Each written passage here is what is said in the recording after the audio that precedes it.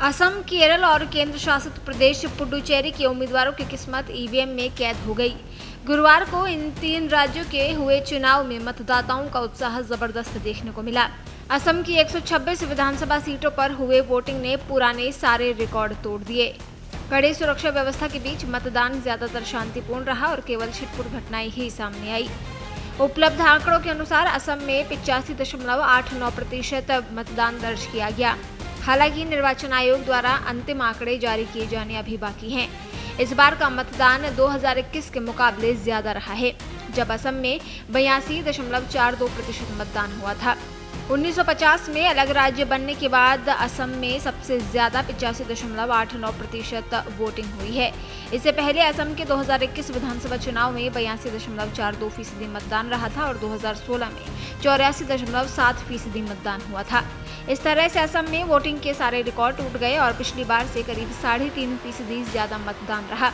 Voting pattern बता रहा है कि मतदाताओं का उत्साह सियासत में बड़ा गुल खिला सकता है। असम की 126 सीटों पर 722 उम्मीदवारों की किस्मत ईवीएम में कैद हो गई है।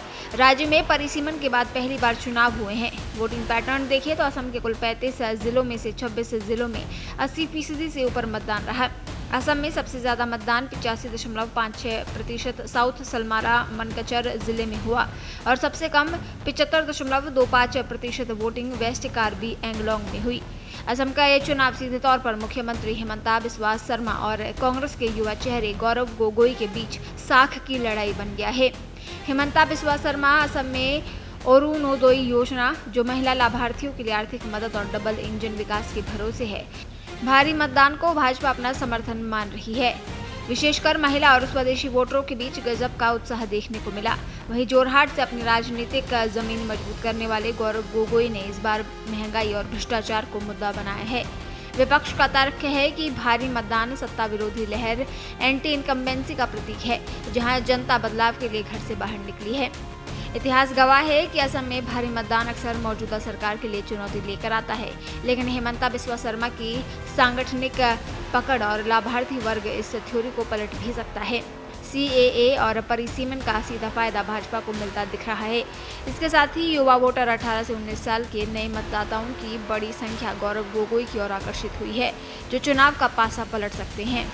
क्या हिमंता लगातार दूसरी बार मुख्यमंत्री की शपथ लेकर इतिहास रचेंगे या गौरव गोगोई अपने पिता तरुण गोगोई की विरासत को वापस लाएंगे?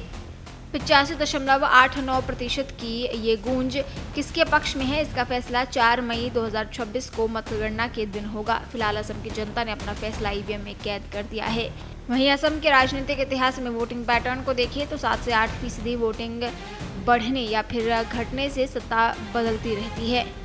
2016 में 2021 के चुनाव की तुलना में 8% मतदान ज्यादा हुआ था, तो कांग्रेस को सत्ता से बाहर होना पड़ा और बीजेपी सत्ता में पहली बार आई थी।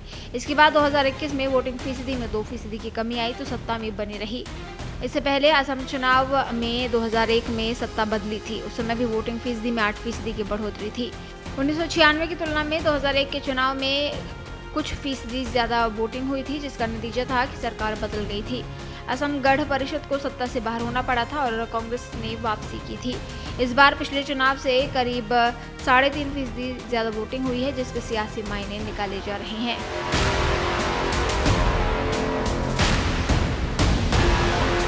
देश दुनिया की ताजा खबरें और वीडियोस के लिए अभी डाउनलोड करें पत्रिका ऐप।